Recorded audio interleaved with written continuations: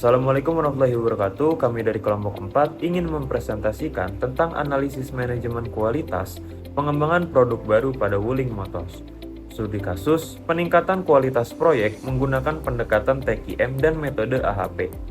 Kami beranggotakan 5 orang, ada Ratu Aulivia Zahira, Delia Angelina Wijaya, Zahira Farahiza, Wandi Martin, dan saya sendiri Irsyad Kamal Pasha. Latar belakang dan urgensi TQM. Poin pertama yang saya tekankan adalah mengenai paradigma kualitas modern. Berdasarkan standar ISO 9001, kualitas itu tidak bisa diukur hanya dengan cara memeriksa produk yang sudah jadi di akhir pabrik. Di industri otomotif, kompleksitas komponen itu sangat tinggi.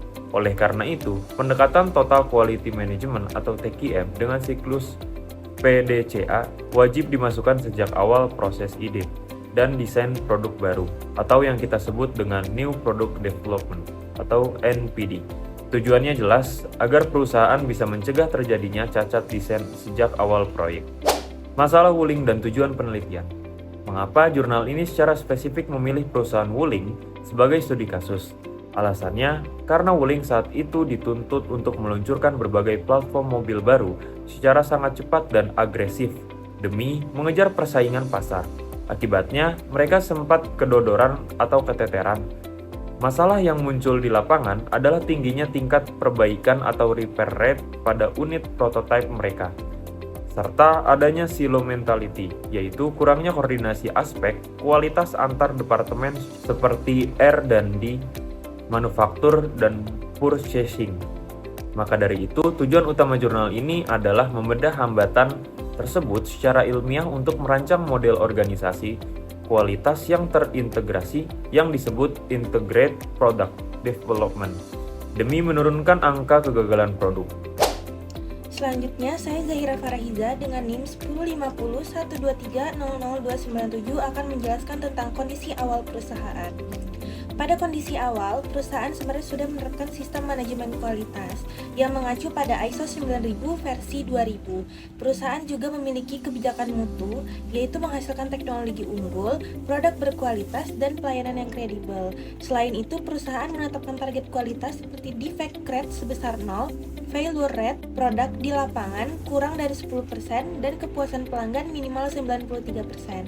Namun, penerapannya dalam pengembangan produk baru masih belum optimal. Selanjutnya, permasalahan yang ditemukan.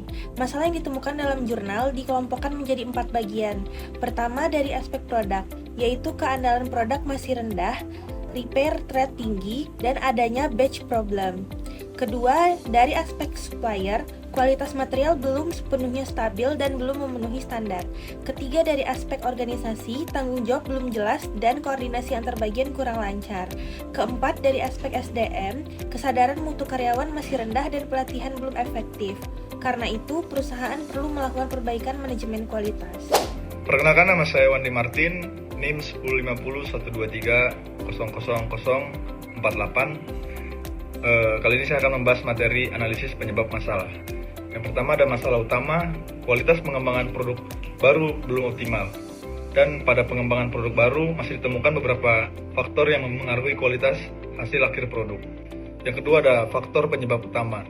Ada proses kerja, manajemen mutu, SDM, dan quality control pemasok, serta sumber daya.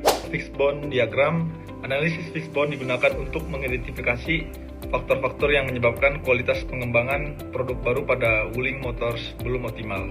Dan ini ada fishbone. Yang pertama ada proses, manajemen, people, rekrutmen, quality control, dan resource. Analisis penyebab. Di sini ada penyebab ada 5 poin. Yang pertama ada masalah kualitas NPD bersifat multikausal. Yang kedua ada kelemahan sistem tidak berdiri sendiri tapi berantai satu sama lain.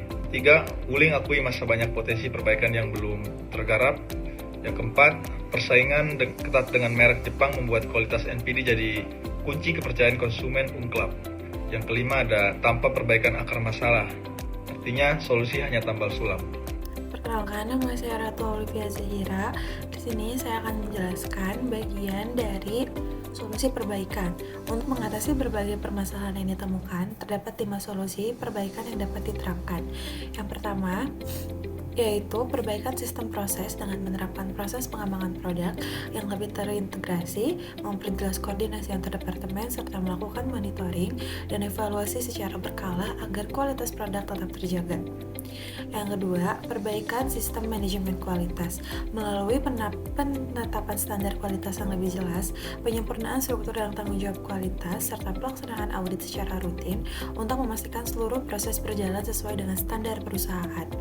Yang ketiga, pelatihan karyawan untuk meningkatkan kesadaran dan kompetensi dalam bidang teknis, manajemen, dan pengendalian kualitas didukung dengan program pengembangan karir dan penghargaan bagi karyawan.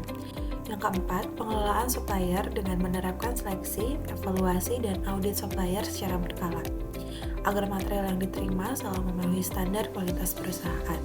Dan yang terakhir, pemanfaatan sumber daya teknologi informasi dengan mengoptimalkan penggunaan sumber daya, mengembangkan sistem informasi yang mendukung proses bisnis, serta memanfaatkan teknologi untuk monitoring dan pengembangan keputusan yang lebih cepat dan akurat. Selanjutnya, dengan menerapkan kelima solusi tersebut, diharapkan kualitas produk dan kinerja perusahaan dapat meningkat secara berkelanjutan. Baiklah, saya Delia Angelina Wijaya dengan NIM 105012300050 ingin menjelaskan mengenai implementasi, hasil, dan kesimpulan. Untuk implementasi, yang pertama ada perbaikan manajemen mutu. Wuling Motors memperbaiki sistem manajemen mutu bisa melalui penyempurnaan proses pengembangan produk, peningkatan serta pelatihan karyawan, penguatan pengelolaan pemasok, serta penerapan siklus PDCA untuk memastikan perbaikan berkelanjutan. Yang kedua, hasil terhadap defect rate. Setelah perbaikan diterapkan, defect rate berhasil ditekan di bawah target perusahaan dan tingkat penghilangan cacat pada setiap tahap pengembangan melampaui standar minimum yang telah ditetapkan. Ketiga, hasil terhadap failure rate. Failure rate mengalami penurunan signifikan. Contohnya pada produk dengan masa penggunaan kurang dari 1 bulan, turun dari 2,75% menjadi 0,39%, menunjukkan peningkatan keandalan dari produk tersebut. Yang keempat, pengaruh terhadap kepuasan pelanggan. Jumlah komplain menurun secara konsisten. Setelah implementasi, perbaikan yang menunjukkan peningkatan kualitas produk dan kepuasan pelanggan. Kesimpulan, berdasarkan hasil implementasi, perbaikan manajemen mutu pada pengembangan produk baru dapat disimpulkan bahwa perbaikan yang dilakukan terbukti efektif dalam meningkatkan kualitas produk melalui penyempurnaan proses pengembangan, peningkatan kompetensi karyawan, serta penguatan pengelolaan pemasok, serta penerapan siklus PDCA. Wuling Motors berhasil menekan tingkat cacat dan menurunkan failure rate secara signifikan. Selain itu, jumlah keluhan pelanggan juga mengalami penurunan yang menunjukkan meningkatnya kendala produk dan kepuasan pelanggan. Dengan demikian, perbaikan manajemen mutu memberikan dampak positif terhadap keberhasilan pengembangan produk baru serta mendukung tercapainya standar mutu dari kualitas perusahaan.